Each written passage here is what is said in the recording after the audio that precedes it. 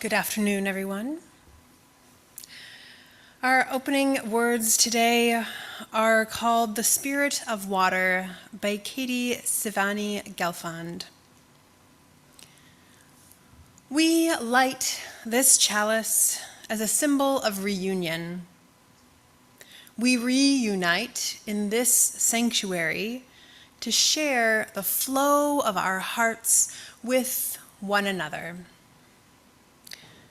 We gather together in ritual to celebrate our fountains of joy, to hold each other through the storms of grief, to guide one another through the rapids of transformation, to rest together on ponds of stillness. Together, we honor the spirit of water, its many forms, and its life-giving essence. As I invite you to join in singing our first hymn this morning, I want to say just a couple of words of context. This first hymn is 210, Wade in the Water, in our gray hymnal. And I want us to hold in our remembrance that this is a song sung by formerly enslaved peoples who were trying to guide one another out of slavery and using the rivers and using the key words in this song. So just as our symbol, our chalice, has been a guide for people trying to escape violence and oppression, so too this song did the same and saved many lives and came in many forms. So let us hold that life-saving element of water in our hearts and our minds as we sing together. I invite you now to rise in body or spirit as you are willing and able, and join me in singing hymn 210, Wade in the Water. We'll have the lyrics up on the screen if you don't have a hymnal, and those of you online are invited to sing along joyfully while remaining on mute.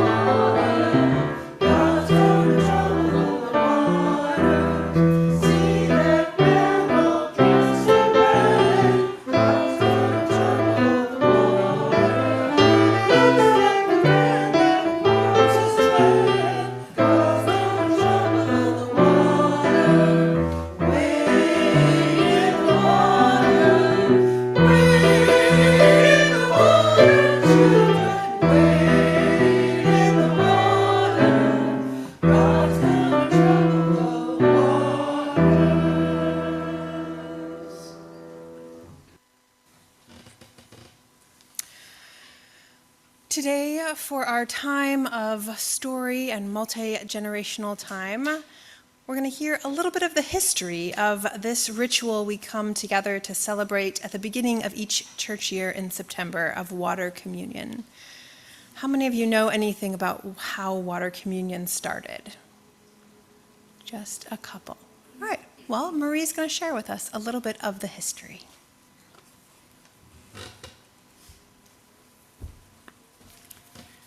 This story lifts up two inspiring UU ancestors, Lucille Shuck Longview and Carolyn McDade, and the history of how and why the ritual of water communion came to be. It reminds us that our belonging is a gift of those who came before us and courageously stood up for wider circles. A long time ago, in the 1970s, there was a kind and curious woman named Lucille Shuck Longview. She was a Unitarian Universalist and loved her UU church in Lexington, Massachusetts. In 1975, Lucille got to travel to Mexico City as a UU delegate to be part of the United Nations Women's Year Assembly. This was a huge meeting where people talked about women's rights and how to make the world more fair. When she came home, Lucille had learned something important.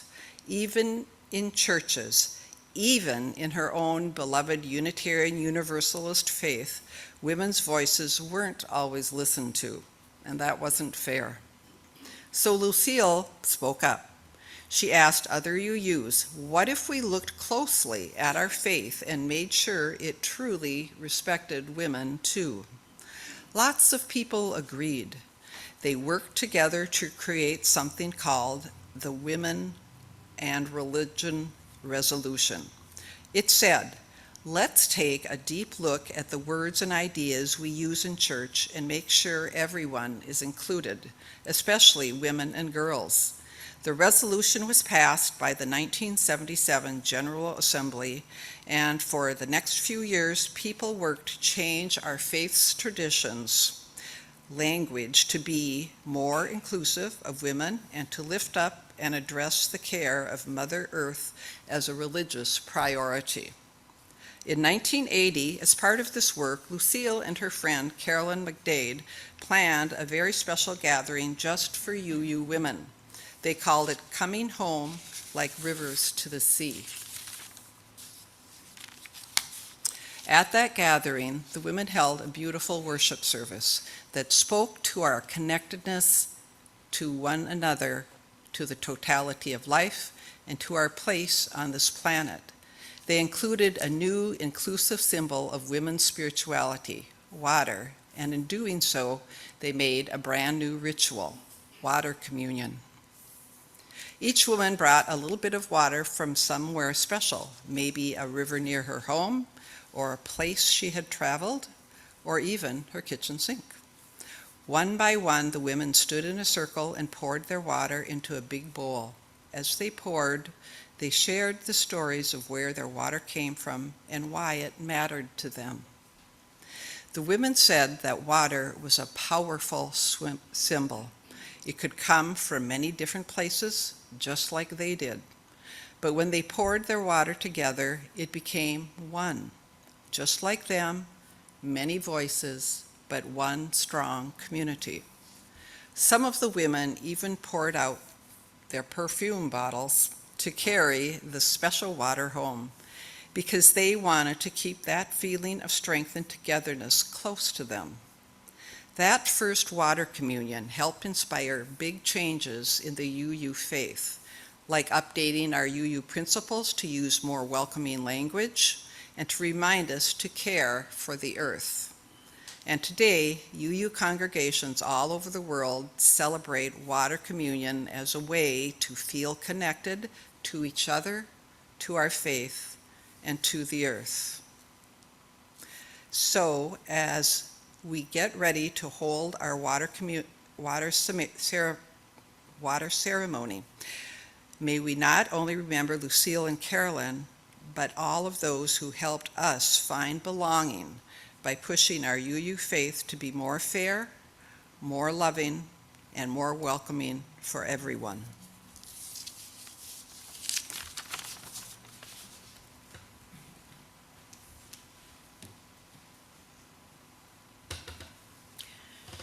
I invite us now once again into singing. If you will rise in body or spirit, this time we're going to be in our teal hymnal, number 1007, There's a River Flowing in My Soul.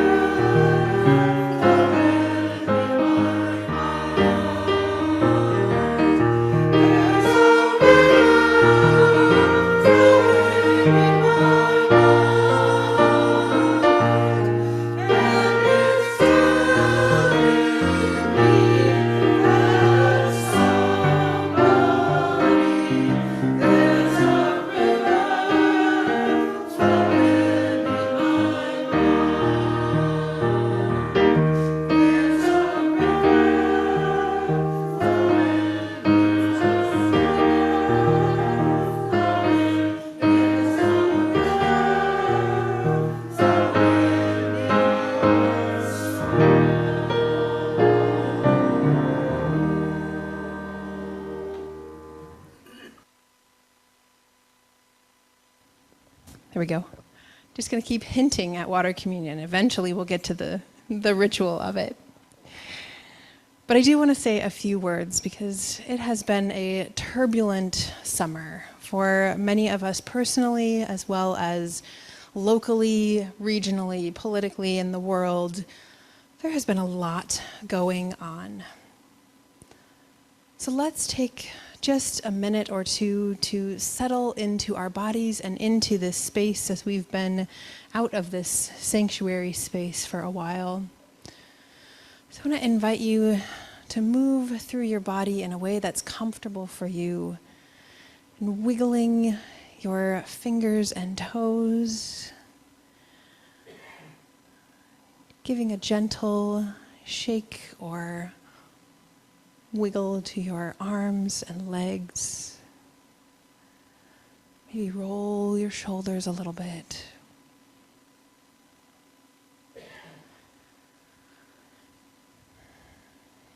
And breathe in and out, slow, deep breaths in a rhythm that feels centering to you.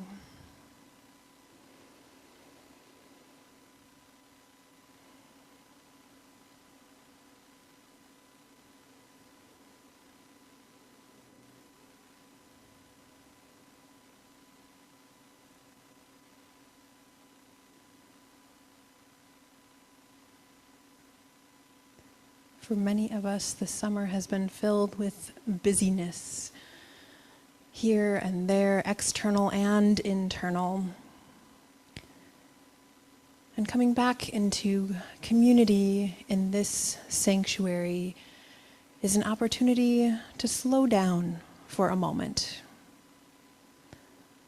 to remind ourselves and each other that connection and belonging and being in community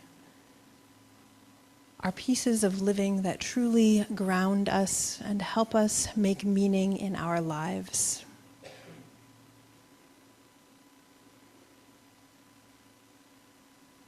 Being in this place together reminds us that we are not alone in the turbulence of the world. Together we find a strength, and we find a space to remind each other of the joy and the love and the beauty that exists in this world.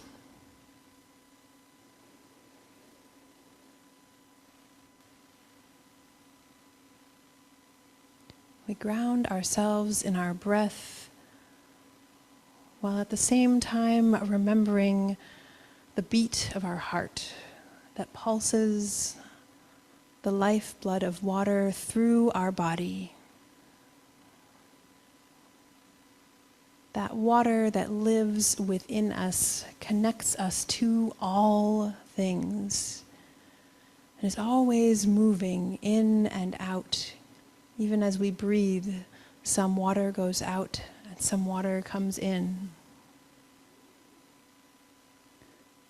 Our very act of living is connected to water. So it makes sense that a ritual like water communion is a powerful way for us to come together, to make that sometimes unseen interdependent web have a physical representation in the room.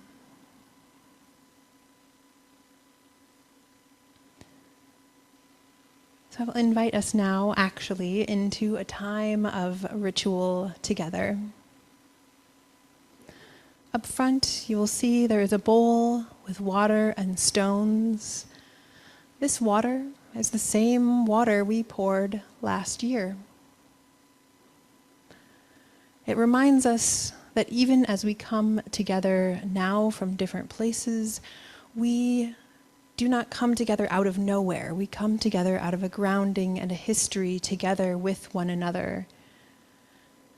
And that our waters join together with our past and connect us to all that we have been and all of who we are and all of who we will become. After the service today, I will boil this water again, and we will use it throughout the year to remind us of our connections to one another. So as you are willing and ready, I will invite people to line up on the side of the room and come forward. And if you have brought water with you today, please bring that forward. If not, we have lots of water. You can pour symbolically a little bit into the bowl. And you're welcome to share a word or two about where the water is physically from, but more importantly, what does the water you're sharing mean to you? What emotions do you bring to this place? What hope does this water carry? Or what weight that you need held in community? I will pour one last bit of water for all those who are absent today. Their journeys have taken them to other places in this afternoon, but knowing that their waters continue to mingle with ours in the journey of life.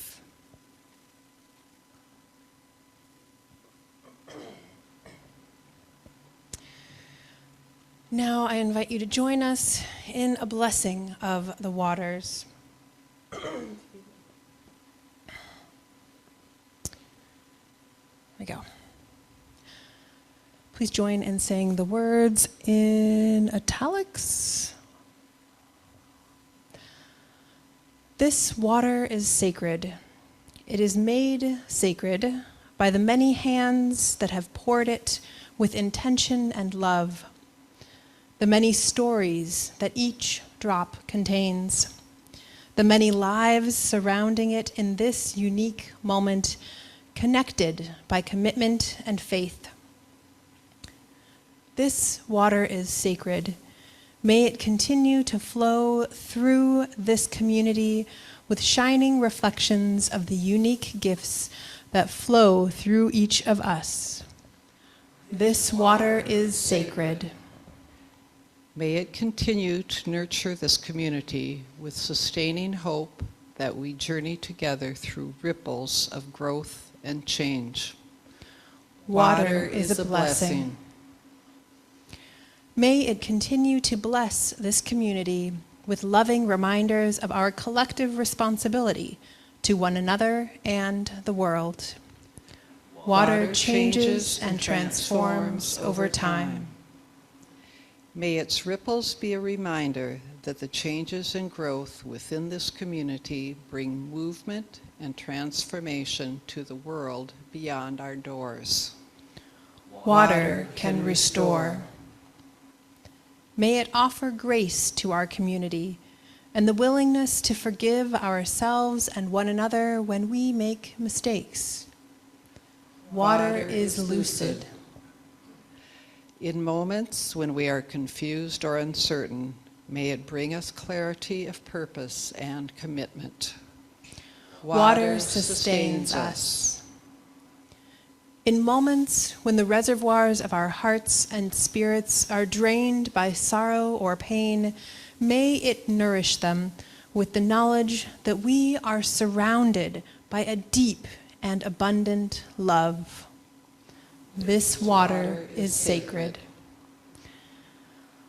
Now I would invite you to remain seated, but join in singing along as you may or may not know the song Holy Now by Peter Mayer. And we'll have the song playing up on the screen and with the words projected there as well.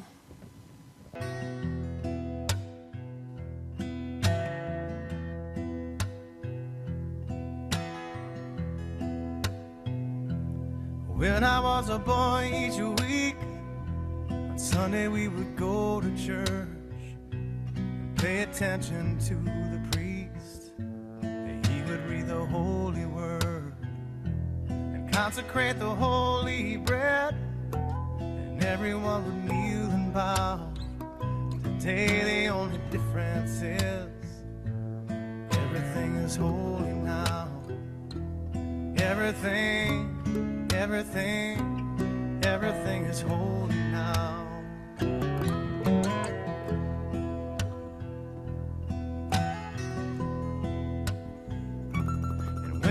was in Sunday school, we would learn about the time Moses split the sea in two, and Jesus made the water wine. And I remember feeling sad, miracles don't happen still. But now I can't keep track, 'cause everything's a miracle.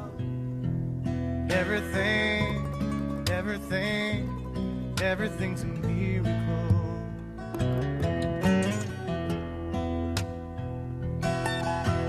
Wine from water is not so small, but an even better magic trick is that anything is here at home. So the challenging thing becomes not to look for miracles, but finding where there isn't one. When holy water was rare at best, it barely wet my fingertips. But now I have to hold my breath like I'm swimming in a sea of it. It used to be a world half there, heaven's second-rate hand-me-down. But I walk it with a reverent air, 'cause everything is holy now.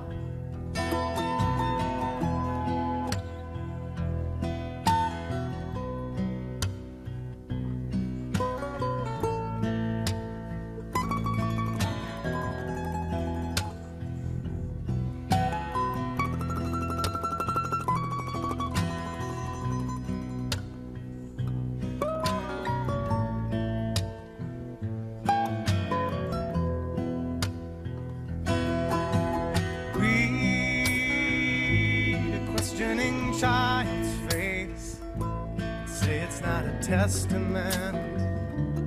That'd be very hard to say. See another new morning come, say it's not a sacrament. I tell you that it can't be done.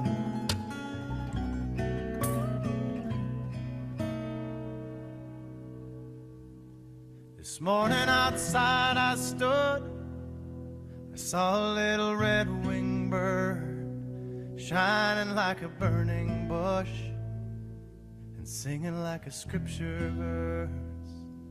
It made me want to bow my head. I remember when church let out, how things have changed since then. Everything is holy now.